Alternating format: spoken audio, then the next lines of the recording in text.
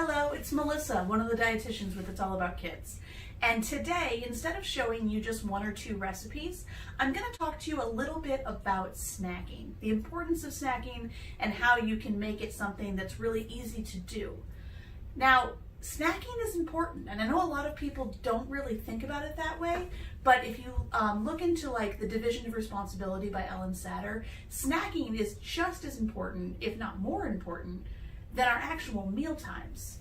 Part of the Division of Responsibility is that the adults say what we're going to eat and when, and then the children decide if they're going to eat it, and if they do, how much. And one of the ways that that works is the kids know when their meal times are going to be. They know if they sit down to lunch and they choose not to eat what was put in front of them, that there's going to be another eating opportunity, whether that's the next meal or the next snack. So if you have planned snacks throughout your day, then that takes a lot of the pressure off of making sure that they, clear their plate at lunch or clear their plate at dinner, because they know if they choose not to eat what's in front of them, there's going to be another opportunity to eat. You know, as the parent, that if they choose not to eat what's in front of them, there will be another opportunity for them to eat, and you know that you have devised that opportunity to be just as nutritious as the meal that you've put in front of them. So when you think of a snack, don't think of it as just something to fill their tummy until their next meal. Think of it as a mini meal.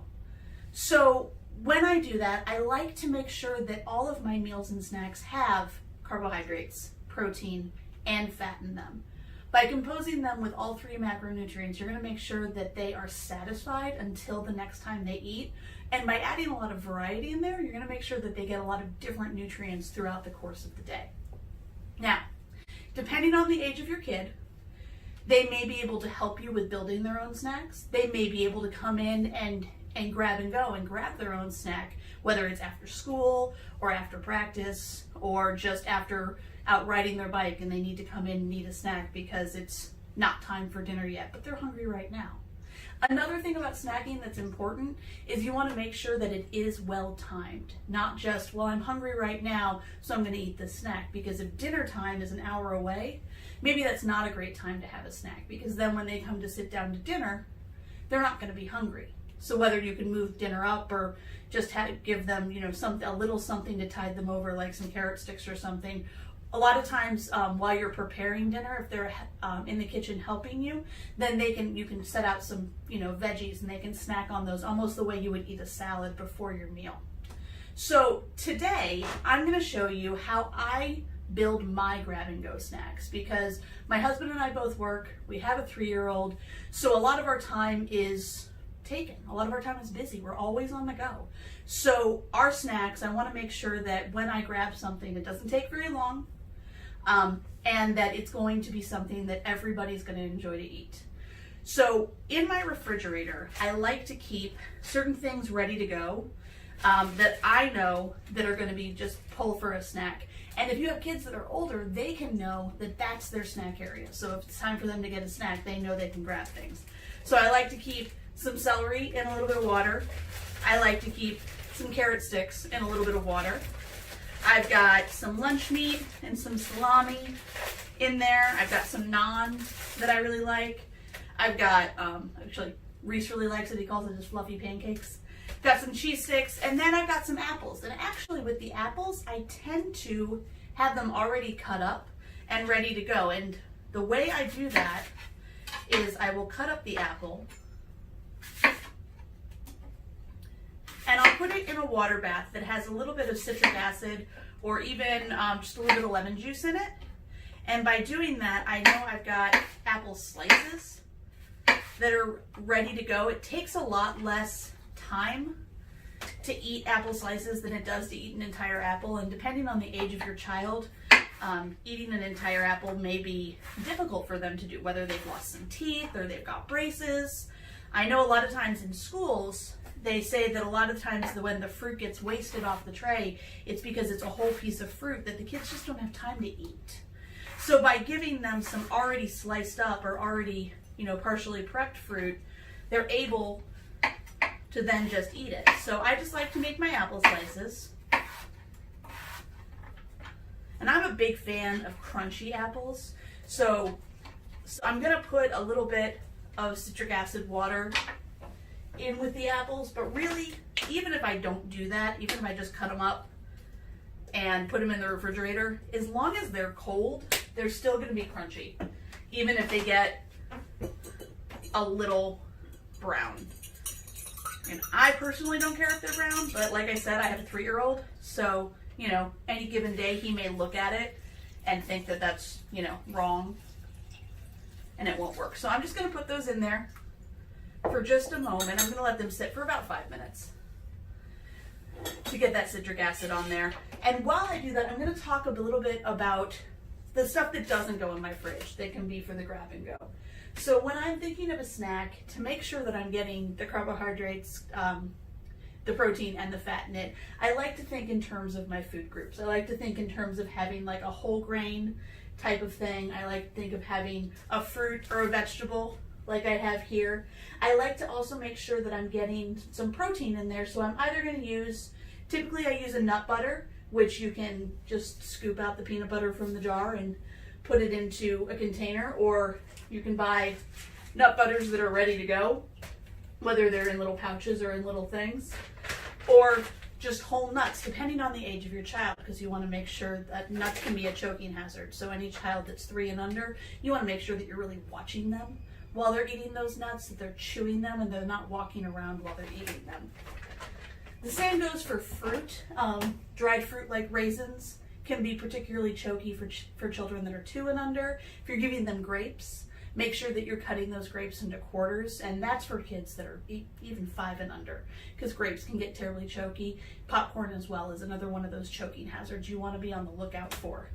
But by making sure that you've got these ready to go and you know where they are, we have a special place in our pantry that I'm not going to show you today, where they go, so I know that I can grab them. But I also know when I'm making my grocery list, I can open up the pantry and see when it's empty and see what I need. So one of the ways that I like to have my son help me get his snacks is by using containers that are a specific size. And I find these to be really helpful, whether I'm packing a snack to take to work with me or I'm packing a snack to put in the bag if we're going somewhere. So I like to use containers, and I tend to like to use containers that have measurements in them. So that way we can really know how much we're putting in there. So for like this container, each side is a 1/2 cup. So if I'm measuring out something, like say I'm putting some nuts in there, I'm probably only going to want to fill that halfway, so I have a 1/4 cup of nuts in there. Same with dried fruit. With this one, I've got, this is 2 cups and this is 1 cup. So a lot of times I'll put like carrots and celery over here, and then I'll take a couple of these little silicone muffin tins, or muffin tins, they're not tins, but the little muffin things, and then I'll put maybe some hummus in one side and some ranch in the other, and then I've got a couple of dips, and that hummus is going to count as one of those, that protein requirement, because it's made out of chickpeas. So that's going to help with, you know, making sure you get a couple of different macronutrients in there to have it be a more balanced snack. I also like to use these little bowls. So Reese likes to carry these around, and I'll put his snack in here, like some nuts or some dried fruit, and that way he knows that this is a good size. As he gets older and he's preparing the snack himself, he can then know this is what I put that kind of food in. Whether you're using that to, you know, portion it out, or even just as a measuring scoop itself. So this right here is a 3-ounce measure. So you could just have it right there, and that's a good amount of dried fruit there. That's going to count for a serving of fruit, but it's also going to have a lot of fiber in there. It's going to be really helpful for you. And sometimes, I don't know about you, I lose the lids to things, so I will leave those in the containers. That way your kids can know to measure it out themselves. So we've got our apples here, and they've been soaking for a little bit in that citric acid. So what you're going to do is, after it's been soaking for a little bit, just drain out that water.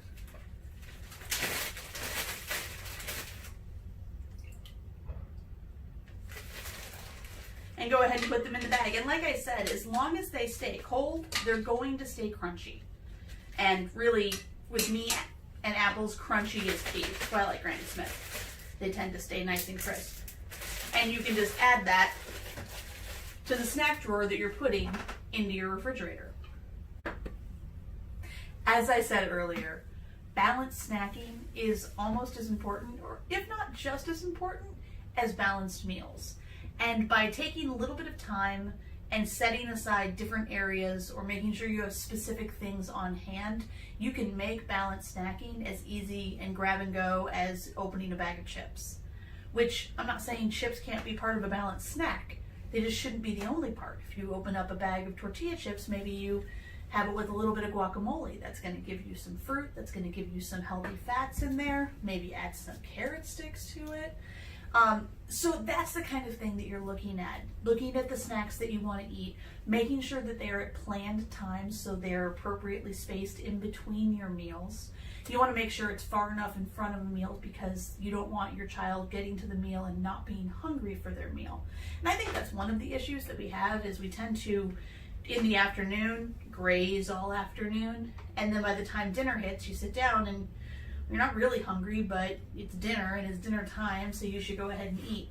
So by having planned snacks and having those snacks be balanced and nutritious, it can be, a really important part to a balanced meal throughout the day. So until next time, thanks so much. I'll see you then.